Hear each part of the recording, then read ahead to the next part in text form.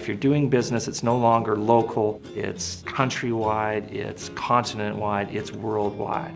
And while you can learn a lot of useful things from a textbook about doing business globally, it's no substitute for the actual experience of going to a country and learning about the challenges, the opportunities, the culture, and the people.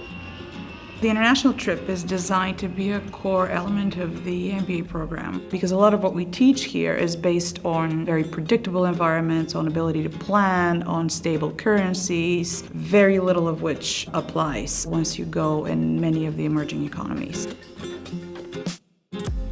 So this year we went to South America. We visited 2 countries. We went to Colombia and Peru. It was the first time for many of the students going to South America. The South American trip was a real highlight of the MBA. It was an opportunity to bond with classmates and experience a part of the world that I have not been to. Most importantly, it was a chance to see what we've been learning in the classroom and see what it looks like in practice. I gained such an appreciation for how big the South American economy is and the realities of doing business abroad. We got to see and talk to really interesting people, visit really interesting companies, cover a variety of industries. The bigger point of the trip is that exposure to a very different environment and a very different way of doing business.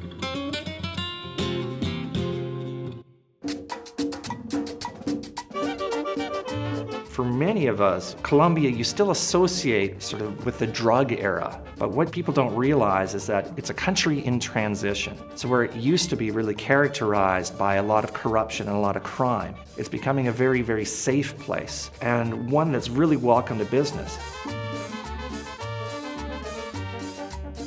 We visited the National Federation of Coffee Growers. It's a nonprofit cooperative. They enlightened us with how coffee is grown because a lot of us from Canada don't really understand what the agricultural process is. It was really amazing to see the back-end operations process of how the coffee is grown and how they ship it to countries all over the world.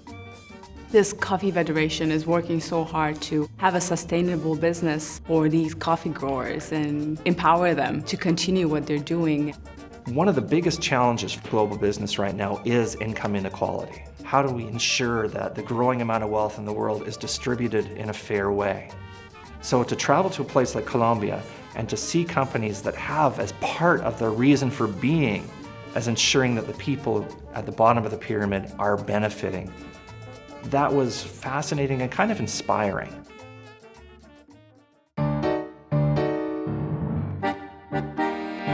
The very same way that Canada and the US are not the same country, even though people often think they are, Colombia and Peru are not the same country.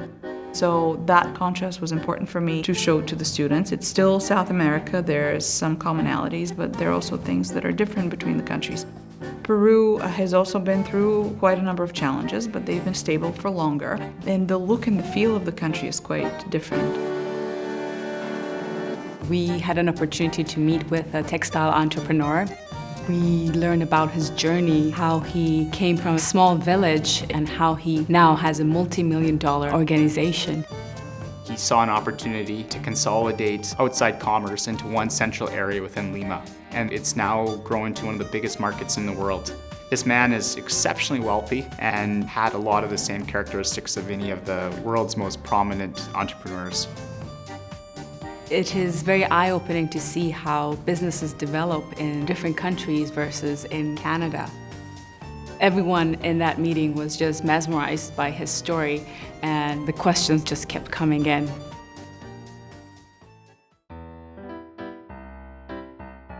Given that almost any work environment you're going to enter is going to be a global one, you really should understand what are the challenges of doing business in other countries with companies in other countries. And by actually visiting these places, I think you're much more convincing to an employer who says, wow, you can actually understand these from an on-the-ground experiential perspective.